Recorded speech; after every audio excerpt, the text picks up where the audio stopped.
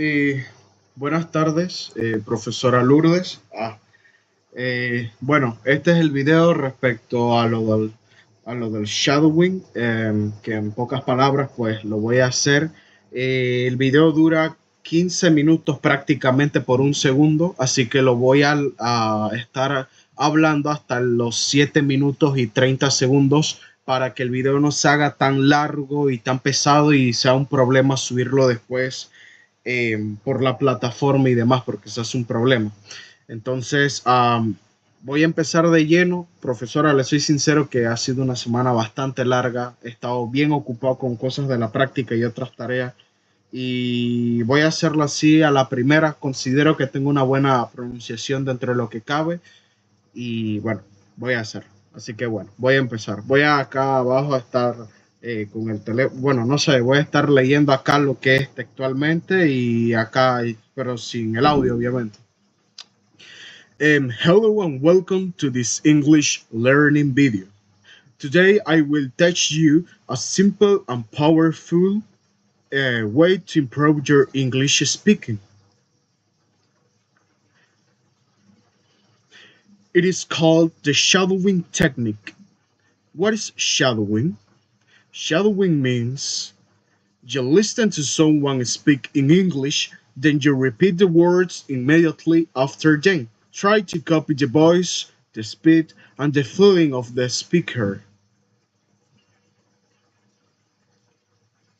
You become like their shadow. That's why it's called shadowing. These methods help you speak more clearly, understand English better, and feel more confident when talking. Now, I'm going to tell you a story. This story is told by a girl, and she is also the main character. The story is called I Went to the Airport. Are you ready? Let's begin.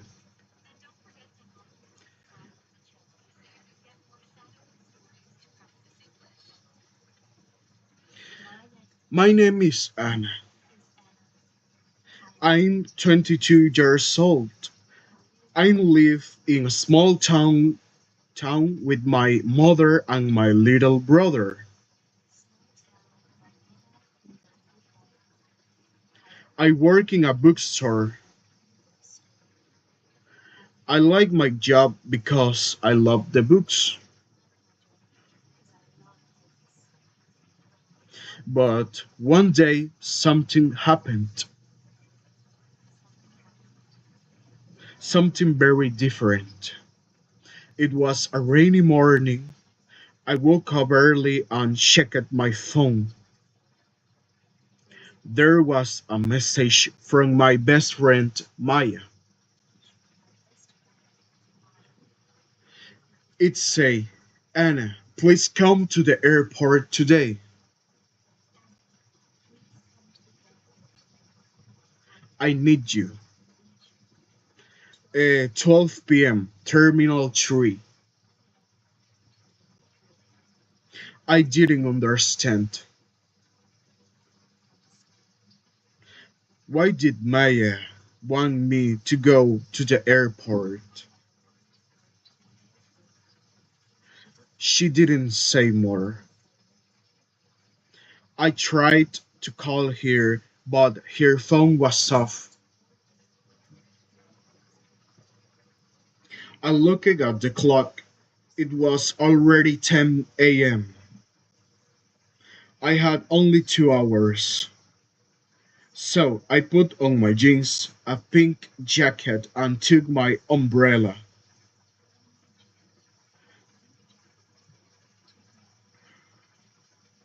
I told my mom, Mom, I need to go to the airport. Maya needs help. My mom looked worried, but said, Be careful, Anna.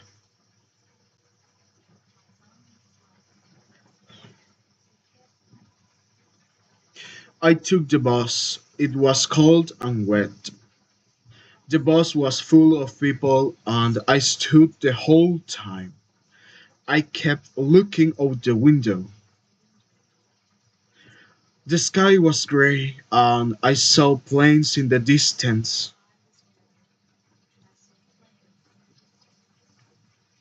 Finally, I reached the airport.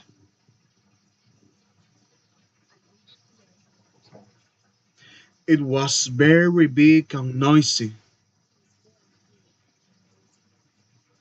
People were running, talking, and carrying bags. I looked for the terminal tree. It took me 10 minutes to find it, but when I got there, Maya was not there.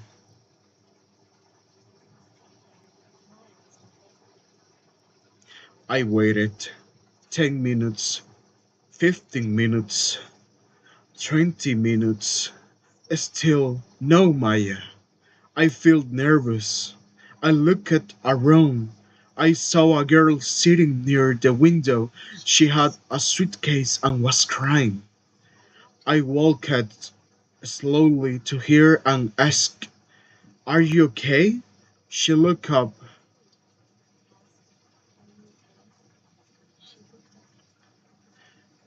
Her eyes were red. She said, "I missed my flight. I don't know what to do." I sat beside her. "My name is Anna. Can I help you?" She said her name was Sarah.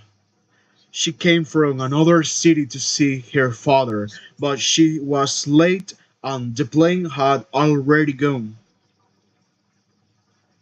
I gave her a bottle of water from my bag. We talked. She was kind and she said, "You're a good person. Thank you." Suddenly, I got a call. It was Maya. I picked up the phone quickly. "Anna, where are you?" she asked. "I'm at Terminal 3, waiting for you." Maya said, "Oh no, I'm in Terminal 2. I'm here and I'm scared. Please come fast." I said goodbye to Sarah and ran to Terminal 2. My heart was beating fast. When I reached there, I saw Maya sitting on the floor. She was crying too. "Maya," I shouted. She looked up and ran to hug me. "Anna, I didn't know how to call." "I'm so scared," she said. "What happened?" I asked. She told me something shocking. "I think someone is following me." I was surprised. "Who? Why?" I asked. "I don't know," Maya said. "On the bus to the airport, I saw a man watching me. When I got down, he also got down." I ran inside and tried to hide. I looked around. There were so many people. "Maybe it was nothing," I said. Maybe you're maybe you're just scared." "No," she said. Uh, no, she said. "I saw him again at the coffee shop." Just then Maya pointed at someone. "That's him," she whispered. I turned to look. A man with a black cap and a brown coat was standing near the exit.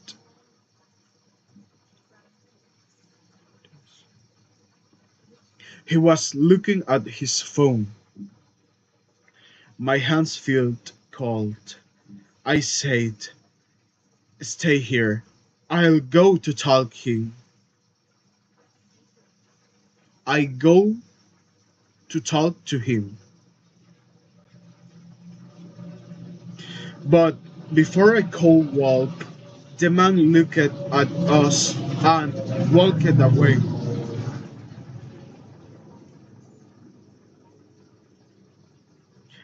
We didn't move, we just watched him disappear into the crowd. Maya said, "Did you believe me now?" I nodded. We sat for a few minutes in silence. Then I said, "Let's tell the airport police." We walked to the help desk and told everything. They listened and said, "Don't worry, we will check the cameras."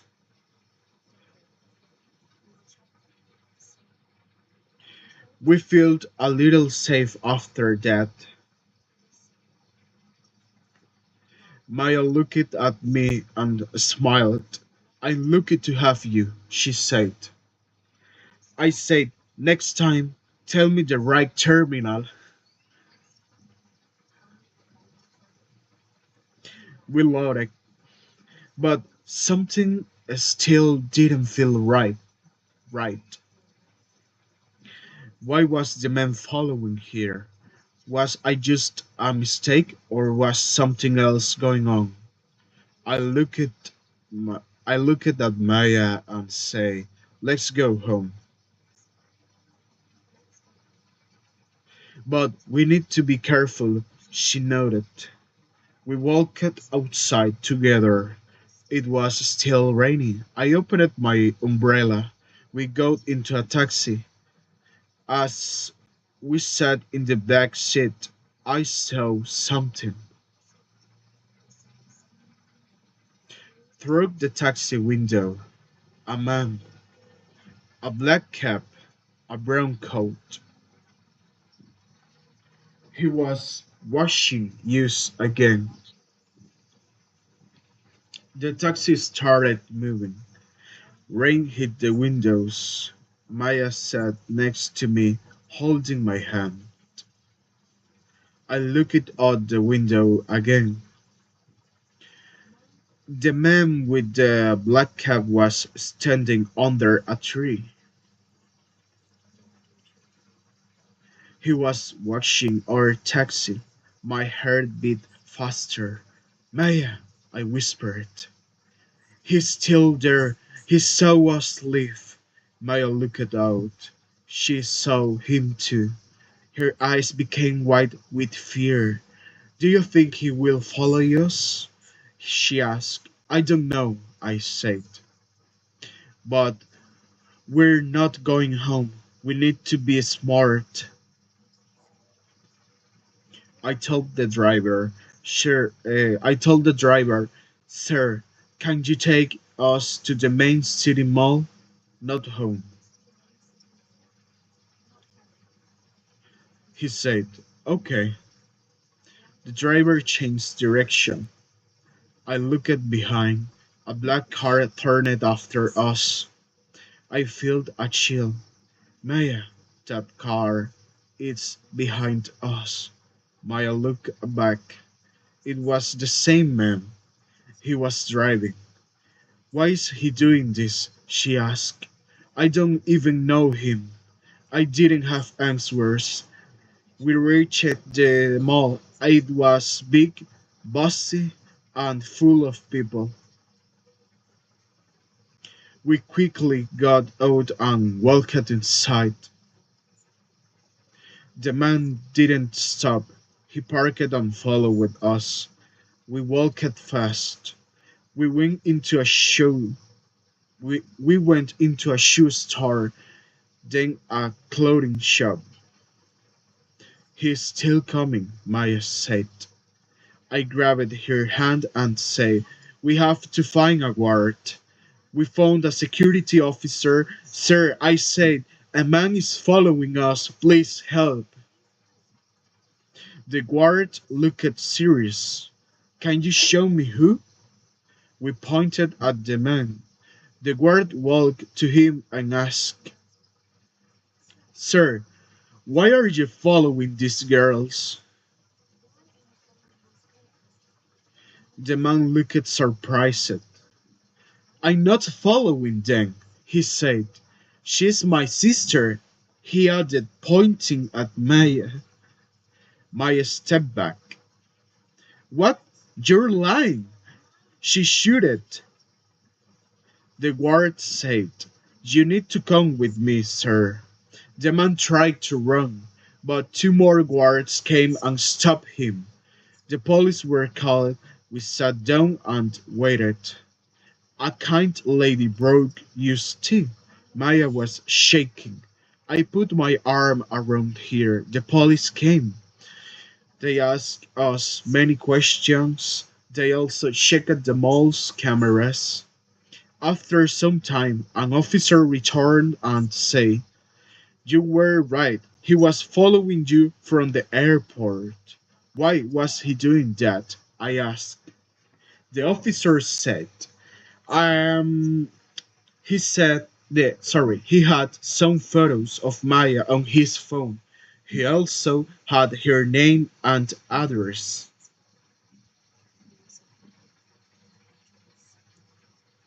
Maya looked shocked. But how? Who is she? Y hasta aquí lo dejo, teacher, porque ya van 15 minutos y entonces el video va a ser muy pesado. Sé que ciertas palabras no las pronuncié de la mejor manera, pero más que todo es como mi entonación, que mi voz se vuelve como muy gruesa. Me cuesta un poquito de repente pronunciarlo de la manera más correcta. Pero igualmente espero que la pronunciación haya sido de su agrado y pues nos vemos. Hasta luego.